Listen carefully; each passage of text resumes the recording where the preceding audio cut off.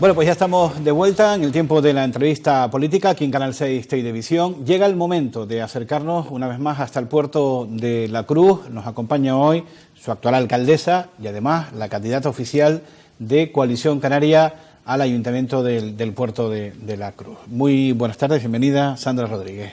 Muy buenas tardes, bien hallada. Bueno, es la primera vez que concurres como cabeza de lista, ¿no?, a las elecciones, sí, a la alcaldía. Hay que recordar que bueno, en las anteriores elecciones concurrió como cabeza de lista el ya fallecido, para el que queremos tener un gran recuerdo, Marcos Brito. Además, creo que hubo un emotivo recuerdo hace unos días, ¿no?, hacia la persona de él. Coincidió sí, con el cumpleaños, ¿no? Con la presentación de la candidatura, pues elegimos el 25 de abril como fecha para celebrar ese evento, precisamente porque nosotros entendemos y sentimos que él está con nosotros, y por lo tanto quisimos tener un merecido homenaje y recuerdo a una persona que luchó muchísimo por nuestro partido, que luchó muchísimo por Coalición Canaria, que luchó muchísimo por el puerto de La Cruz y que hasta el último momento estuvo trabajando por todos y cada uno de los portuenses. Es curioso porque se da la circunstancia que en algunos municipios alcaldes que realizan una gran labor dejan la alcaldía y luego apenas de un año más tarde casi pasan desapercibidos, es decir, la gente ni les conoce ni les termina reconociendo la labor que han hecho, ¿no? Bueno, yo creo que es de bien nacido ser agradecidos. En nuestro caso, como partido, él formó parte de nuestra familia, nosotros de la suya, y por lo tanto es una persona a la que siempre vamos a llevar en el corazón y con la que siempre vamos a tener de referencia, porque es una persona de la que aprendimos muchísimo, de la que, además, con la que compartimos muchísimas horas del día, probablemente quizás más que con nuestras propias familias, y que además es un compañero que ha hecho muchísimo, como te decía, por el puerto y por Coalición Canaria, por hacer que Coalición Canaria creciera en Puerto de La Cruz. Los pueblos al final nunca deben de olvidar la historia, y para avanzar tenemos que mirar al pasado también, quedándonos con lo bueno para repetirlo y alejándonos de lo malo para no repetirlo. Y en este caso yo creo que una persona como Marcos o cualquier otro exalcalde que haya hecho, porque también yo parto siempre de la idea de que cualquier político que decide dedicar su tiempo personal, su vida, al trabajo, a los demás, entendiendo como la política, como lo que debe ser, que es el servicio al ciudadano, ya solo eso es positivo, y por lo tanto hay que tenérselo en cuenta. Bueno, enseguida entramos en los aspectos que nos interesan, que son los del puerto de La Cruz, pero una cuestión antes, ¿le costó mucho ponerse al frente de la casa? Aunque me consta que ya estaba en gran medida. Si te soy sincera, costó en lo personal, costó en lo de superar ese cambio brusco de pasar de levantarte por la mañana y recibir una noticia y automáticamente asumir la alcaldía. Y ahí yo siempre hago mención a que a lo largo de toda mi vida política Marcos me fue enseñando muchas cosas, y había algo que siempre me repetía y que nunca acababa de entender, y me decía: tienes que estar por encima de tus sentimientos, de tus emociones, porque eres cargo público. Y siempre me lo decía cada vez que algo me molestaba, me enfadaba y yo me subía por las paredes. Y tengo que decirte que esa lección la aprendí precisamente el día que me comunican que ha fallecido, y estoy en su casa. Y tengo que empezar a asumir que soy la alcaldesa accidental del municipio, que él no está, que tengo que asumir las responsabilidades, que llego al ayuntamiento, firmo decretos de toma de decisiones, claro, a sabiendas que él no está. Y ahí es donde aprendí el que tenía que anteponer el dolor que estaba sintiendo, tenía que quedar a un lado frente a la responsabilidad ante todos los portuenses, que era el tener que seguir llevando la ciudad adelante. Bueno, al llegar usted al frente del ayuntamiento como alcaldesa accidental en este caso, tras el fallecimiento, insistimos, de Marcos Brito, las relaciones con el Partido Popular, ¿cómo siguen a partir de ese momento? ¿Continúan con el mismo talante? ¿Se reconducen? En fin, ¿cómo? No, te tengo que decir que en primer lugar siempre fueron muy buenas, siempre han sido muy buenas, y tengo que decir que Sebastián Ledesma, presidente del Partido Popular y portavoz del Grupo Municipal, en todo momento se puso a disposición para continuar con este mandato, que es el mandato que iniciamos de la mano de Marcos Brito en un pacto que firmamos entre ambas formaciones para sacar adelante el municipio. Por lo tanto, no hubo ni un movimiento movimiento en ese sentido, contrario a continuar con lo que habíamos decidido comenzar y que está a punto de terminar, ¿no? Ya. Me gustaría preguntarle, ¿le han pedido en algún momento algún cambio dentro del Partido Popular, que moviera a alguien del Partido Popular, que firmara algún decreto, no de cese, pero sí, ¿no? No. Solo por curiosidad. No, pues, no. Porque dice bastante entonces de las buenas relaciones internas, además del PP, ¿no? Sí, y sobre todo tengo que, pues para ser justa, hay veces que a lo largo de estos 4 años una se olvida de que son compañeros de otra formación política, porque la labor de gestión es correcta, es positiva. Nos hemos puesto como objetivo, este mandato ha sido el mandato del saneamiento, de la recuperación de la quiebra de este ayuntamiento, y eso lo teníamos claro todos, y como responsable del área económica, todas y cada una de las medidas y decisiones que he planteado que había que adoptar dentro del seno del grupo de gobierno fueron adoptadas y salieron adelante, ¿no? Además, precisamente no ha sido como muy bien comentó, un mandato cómodo, ¿no? Es decir, no ha sido un mandato de vacas gordas, ni mucho menos. Y además el Puerto de la Cruz especialmente, que tiene una deuda importante, ¿no? ¿Cómo se puede trabajar? ¿Cómo se puede lidiar? Es decir, intentar mantener los servicios actuales, mantener los servicios sociales, la ayuda a las familias necesitadas, y a la vez también pues seguir apostando por promover el Puerto de la Cruz. ¿Cómo se consigue todo eso? Ha costado con tan muchísimo. Poquito y con tanta deuda. Ha costado muchísimo, y sobre todo pues con mucha imaginación, con mucho esfuerzo personal de todos y cada uno de los concejales y concejalas que formamos parte del gobierno. Date cuenta que nos encontramos un ayuntamiento en que yo cifro la deuda en el 2010 en torno a los 56 millones de euros de deuda. Esos 56 millones de euros de deuda los hemos ido amortizando a lo largo, sobre todo después del 2012, cuando hacemos un esfuerzo muy importante y que nadie nos valora, y es decidir voluntariamente no gastar 10 millones de euros en gasto corriente, en gasto voluntario, y asumir deuda de esos 56.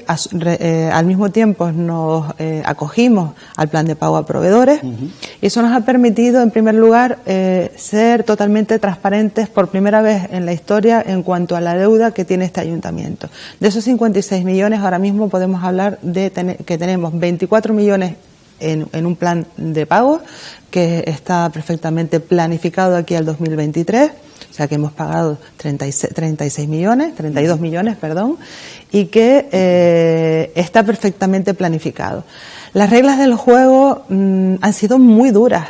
Ha sido muy duro el Estado, las imposiciones que ha tenido con los ayuntamientos, con la administración más cercana al ciudadano, pero había que cumplirlas, porque de no cumplir la estabilidad, la sostenibilidad, el equilibrio, el periodo medio de pago a proveedores, el Ayuntamiento del Puerto de la Cruz hubiese sido intervenido, como aquella amenaza que tuvimos en el 2013. Por lo tanto, con las medidas que hemos adoptado hemos conseguido varias cosas. En primer lugar, sanear el ayuntamiento. Yo ya no digo que estamos en el túnel, estamos fuera del túnel. Sabemos cuánto debemos y cómo lo debemos abonar y cómo debemos de pagarlo y cuándo lo vamos a terminar de amortizar. Pero al mismo tiempo, el esfuerzo lo hemos centrado en, como tú bien introducías en tu pregunta, sin perder de vista lo más importante, las personas, porque yo siempre digo que las matemáticas fallan, no son exactas. 2 más 2 son 4, pero desde el momento en que no podemos sumar el sentimiento a la persona, ya fallan las matemáticas. Por eso nosotros siempre hemos primado al ser humano, a la persona, a los portuenses, y hemos mantenido todos los esfuerzos en los servicios sociales para atender a quien más lo necesitaba. De ahí el que los recortes y las medidas de ajuste, y quizás es en lo que más se nos ha criticado, además asumiendo la autocrítica, los hemos aplicado en recortes en la prestación de servicios más inmediatos, mantenimiento de calles, de vías, en limpieza, recogido domiciliario de basura, en jardines. Pero el ciudadano portuense no debe de perder de vista que gracias al haber aplicado los recortes en estos servicios hemos mantenido la guardería infantil, la escuela de música, el museo arqueológico, los servicios sociales, la universidad popular. Hemos mantenido a lo largo de estos 4 años, hemos seguido prestando otros servicios que considerábamos importantes y que desde otro punto de vista social eran necesarios y eran demandados por la ciudadanía. Ahora, a lo largo de estos últimos 6, casi 7 meses ya, de las cosas inmediatas en las que ha actuado fue precisamente en mejorar esa prestación de esos servicios que habían caído en una merma precisamente por esos ajustes y por esos recortes.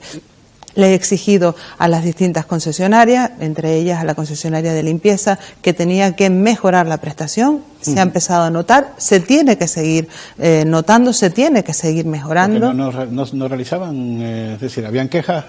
Muchísimas, y los primeros nosotros. Es cierto porque que no era adecuado entonces el servicio de limpieza. Al nosotros aplicarle recortes, ellos han tenido que ajustar y han aplicado un ERTE. Nosotros le hemos pedido que modifique esa prestación del servicio y que ajuste la prestación del servicio a lo que nosotros estábamos viendo que se estaba prestando mal. Es más, coincidían conmigo en que si bien a principios del año pasado adoptaron una serie de medidas, se dieron cuenta que en verano, a finales del verano, habían posibilidades de mejora, y eso es lo que hemos hecho. De la misma manera con la empresa Aqualia, a la que se le exijo de inmediato que tiene que rectificar muchas de las cosas en las que se ha actuado mal para mejorar considerablemente la prestación del servicio, y hay una inversión inmediata de €500.000 que viene a mejorar la prestación de un servicio tan básico y esencial como es el agua, y en el que ellos también reconocen que se equivocan. Ahí andamos en pleitos ahora mismo porque ellos se empeñan en que la obra del depósito de la Vera no la tienen que sufragar ellos. Volvemos otra vez con ese asunto, pero no, acabaremos en los tribunales. Para nosotros, ayuntamiento, lo tenemos clarísimo. Ellos tienen que abonar los filtros, ellos tienen que abonar el depósito, y seguiremos demandando. Su predisposición, ¿no? Por dar ese paso. No, en ningún momento. Ellos nos han llevado porque sea el ayuntamiento quien abone. Es que el pliego de condiciones de la prestación del servicio de agua potable es un pliego muy leonino, es un pliego muy favorable al concesionario de allá de los principios de los años 90, y que deja desasistido al ayuntamiento, porque todo lo que pierde la concesionaria tiene que abonarlo el ayuntamiento. De ahí los desequilibrios continuos. Cualquier cosa o servicio que pierda, enseguida efectivamente, y cualquier cosa que ellos entiendan que es inversión y no mantenimiento, tiene que sufragarlo el ayuntamiento. No obstante, nosotros seguimos defendiendo que el depósito de la Vera se cae precisamente por un mal mantenimiento del concesionario, y por lo tanto les toca abonarlo. De ahí el que lucharemos hasta el final para que, serán los tribunales, un juez el que decida, esperemos que dicte sentencia a favor del ayuntamiento. La verdad que tenemos los que no vivimos en el puerto, pero seguimos su vida política y social desde fuera, tenemos ya ganas, ¿no? Echamos de menos que no se hable del puerto siempre con esos mismos problemas, es decir, problemas con las concesionarias, problemas de abastecimiento de agua. ¿Para cuándo se va a cambiar? Es decir, por ejemplo, ¿cuándo será una realidad, por ejemplo, el plan de gestión del lago Martianes? Hay un pliego de condiciones, en fin, ¿cómo se está gestionando todo eso? Con respecto, es que ahí yo sé que son muchos asuntos, ya entramos en otra materia, porque recordar que el lago Martianes es una concesión administrativa que el ayuntamiento tiene de costas y que se nos vence en el 2018. Entonces ahora mismo estamos inmersos precisamente en solicitar la prórroga a costas de esa concesión administrativa.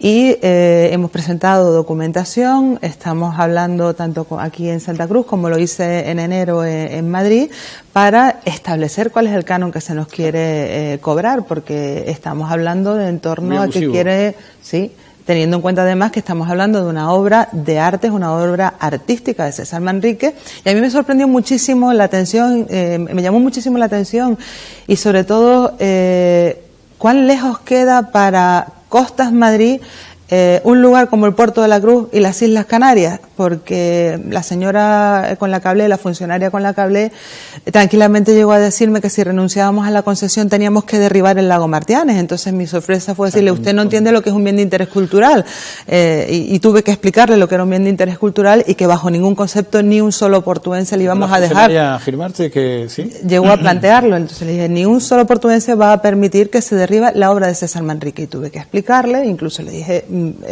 venga a verlo, porque no son unas simples piscinas. Y es cierto que la ley de costas no recoge, ni su reglamento no recoge la singularidad, en este caso, de algo tan importante para los portuenses, tan maravilloso como es el entorno del lago Martianes. Y para los canarios en general, es decir, efectivamente. Es cierto que los portuenses lo hacen como algo suyo, como debe ser, por pero supuesto, un emblema, sin duda, ¿no?, de la isla y del conjunto del archipiélago. Sí. ¿Alguna estrategia para bajar impuestos? ¿Los va a mantener? En fin, ¿Cuál es su filosofía al respecto? Bien, ahora mismo estamos saliendo de la situación de quiebra, como te planteaba, y estamos trabajando en una doble vertiente. Yo ya te he mantenido reuniones con las asociaciones de empresarios para trabajar de la mano en varias cosas. En primer lugar, ellos tienen que entender, y así entienden, y por lo menos coinciden conmigo, en que tenemos que reordenar el suelo público, el dominio público. Me estoy refiriendo ya a la ocupación de la vía pública. Y ahí ha faltado diálogo, ahí ha faltado comunicación con el empresario para intentar alcanzar acuerdos que les beneficien a ellos, porque son los verdaderos creadores de puestos de trabajo. Y hay que reactivar el tejido empresarial, la pequeña y mediana empresa, como generadora de puestos de trabajo. Una vez que estamos saliendo de la situación en la que nos encontramos, en Madrid tuve una reunión en Hacienda precisamente para plantear lo que voy a plantear y puedo decir, es el comenzar a bajar la presión fiscal a los ciudadanos portuenses, en tanto en cuanto hemos cumplido la tarea, en tanto en cuanto nos hemos comportado correctamente. Yeah. Hay una presión importante, por ejemplo, del IVA, el impuesto de la contribución, pues a ver, siempre y cuando espero y deseo que haya un cambio también en Madrid, podamos dar ese giro que desde quien les habla quiere que se produzca y poder reducir el tipo impositivo en cuanto al gravame en el IBI y en cualquier otro tipo de impuestos, porque toca que disminuya la presión fiscal. Y te voy a poner un ejemplo y te voy a decir por qué, porque es algo que a mí me tiene frustrada personalmente. Hemos hecho también la tarea que de no tener en las cajas municipales deber 17 millones de euros, faltar 17 millones de euros, los hemos recuperado y ahora mismo en las arcas municipales tenemos 5,8 millones de euros. Es el esfuerzo de los portuenses. Lo que no es justo es que a los portuenses no se les permita utilizar esos recursos para mejorar su ciudad, crear un plan de empleo, embellecer nuestra casa, sino que se nos diga que después de haber rescatado las entidades financieras, después de haber rescatado a los bancos, tenemos que pagarles por adelantado a los bancos la deuda financiera. Eso no me parece justo. Por lo tanto, si eso es así, eso es así, por lo tanto, ¿por qué tengo que cobrar más impuestos si en definitiva se lo va a llevar el banco? Prefiero disminuir la presión fiscal, que el ciudadano pueda generar y reactivar la economía al tener más recursos en su casa y, de alguna manera, contribuir entre todos al bienestar. Por lo tanto, la bajada de impuestos será algo posible a partir del año que viene, siempre y cuando se produzcan los cambios que te estoy diciendo. Primero, se me admita el cambio del plan de ajuste, que creo que sí que se va a admitir, porque además argumentos tengo, conozco, al fin y al cabo, he sido la concejala de Hacienda a lo largo de estos 4 años y sigo siendo la responsable del área económica y sé cuál es el camino clarísimo que hay que seguir para que eso se produzca. Y espero y deseo que haya un cambio de gobierno en Madrid. Bueno, en cuanto a las discrepancias técnicas del plan de modernización, ¿ya se han salvado? ¿Hay alguna fecha? En fin, ¿cómo? El plan de modernización ha sido aprobado, condicionado por la CONMAT. Todas y cada uno de los condicionantes que estableció la Comisión de Técnica han sido corregidos, ya se han firmado todos los convenios con los particulares y probablemente o este jueves o la semana que viene, el próximo jueves, irá a Comisión de Gobierno y será aprobado definitivamente y por lo tanto avanzamos. Hoy hemos presentado precisamente el proyecto de inversión en un hotel importante, en el Hotel Chiripa, donde un inversor alemán ha decidido apostar por Puerto de la Cruz. Y por el Chiripa, ¿no? Además. Y por el Hotel Chiripa, y lo que eso significa para los... Estaba cerrado, ¿no? Estaba cerrado, efectivamente, y lo que eso significa para reactivar la economía del Puerto de la Cruz. Por lo tanto, algo se está moviendo en el puerto, algo hemos hecho, por lo tanto, bien a lo largo de estos 4 años. Una cosa que quería comentarte y que en lo que trabajé estos últimos meses en el plan de modernización más directamente al pasar a estar al frente de la alcaldía, el plan de modernización nos quedaba descafeinado al no podernos acoger a todos los incentivos que recoge la ley de modernización, la ley 2/2013, de la ley de modernización y rehabilitación, la mal llamada ley de moratoria turística. Que ha sido publicada recientemente. Exacto. Y precisamente en la última sesión del Pleno del Parlamento, yo me empeñé con mi grupo parlamentario, y ahí quiero agradecer a Pino de León y a Carlos Alonso y a Paulino Rivero el apoyo que me dieron en todo momento para incluir la especificidad y las condicionantes de las situaciones específicas de Puerto de la Cruz. Al ser Puerto de la Cruz un municipio turístico urbano consolidado, que tiene hoteles urbanos y que por lo tanto tiene que tener un tratamiento diferenciado para podernos acoger a todos esos incentivos. Por lo tanto, hemos trabajado en paralelo para hacer posible a partir de ahora la rehabilitación integral desde el punto de vista privado y desde el punto de vista público. Desde el punto de vista privado, para atraer al inversor a nuestra ciudad. Con garantías legales, además, exacto, ¿no? Dentro de contempladas. Esa modificación de esa disposición da mayor garantía jurídica al plan de modernización y da mayores garantías de futuro para invertir en Puerto de la Cruz y al mismo tiempo poder trabajar en lo que a nosotros nos toca, que es embellecer Puerto de la Cruz para hacerlo más atractivo. Bueno, pues sin duda alguna son grandes proyectos y es una muy buena noticia esta que nos cuenta del plan de modernización, que ya ha salvado los obstáculos, sobre todo de la CODMAC, ¿no? Y, bueno, y en cuanto al gerente del consorcio, supongo que le da a usted la bienvenida, ¿no? La nueva bienvenida a Fernando Senante.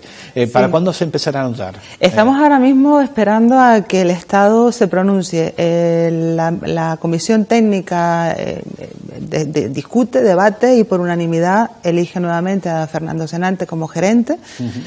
Eleva una propuesta a la Junta Rectora, la Junta Rectora la tiene que elevar a las 4 administraciones. Nos hemos pronunciado todas las administraciones excepto la Administración del Estado. Estamos a la espera de que la Administración del Estado se pronuncie para poder formalizar ese contrato y arrancar. Ahora sí, quiero dejar claro que a pesar de haber estado prácticamente algo más de un año sin gerente al frente del consorcio, hemos trabajado, se ha continuado trabajando y se ha avanzado en todos aquellos proyectos en los que se venía trabajando.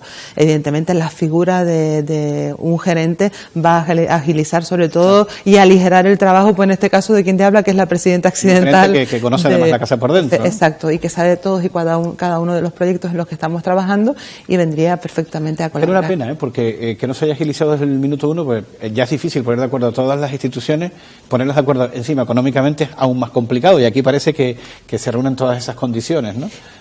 Me ha llamado un montón la atención al estar al frente de la presidencia del consorcio, que si bien el Estado quiere estar presente, y además yo exijo y reivindico que esté presente, porque los portuenses, como españoles también que somos, reivindicamos esa inversión estatal en nuestro municipio, me ha llamado muchísimo la atención que quizás por parte de la Administración del Estado su representante no ha sabido estar a la altura del papel que debe de tener dentro de ese Consejo de Administración, y es el dejarse asesorar por el resto de jurídicos o el señor interventor, y ha jugado un papel que no le correspondía, y eso es lo que ha provocado que... representante? La verdad que no estamos hablando en este caso pues una funcionaria de la Secretaría de Turismo del Estado, y que la verdad que ha ralentizado muchísimo porque todas han sido pegas y cortapisas a lo largo del camino, y me quedo sin embargo con algo que sí que conseguí a finales de diciembre, y es el compromiso claro que manifestó el Estado de continuar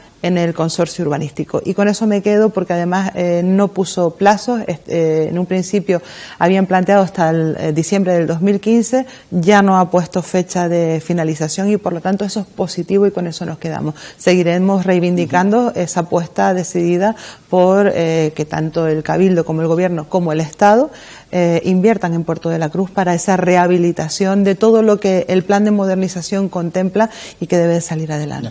Bueno, tengo que preguntarle también por los vecinos de Punta Brava, que como saben han tenido que ser desalojados por grietas en sus viviendas, en fin. ¿Qué se va a hacer? Y si no se pudo actuar antes, ¿no se había detectado este fallo, digamos, en la estructura? Las grietas no es que aparecieran en las fachadas ni en las viviendas de estas personas, digamos, pero sí que aparecen en la vía. Y el 11 de diciembre del año pasado me reúno en Costas precisamente para pedir colaboración para poder actuar en la cueva que hay debajo de la calle Tegueste. Se nos dice que no, que es competencia municipal y que por lo tanto no toca ninguna intervención por parte del Estado. En Madrid se me dice exactamente lo mismo.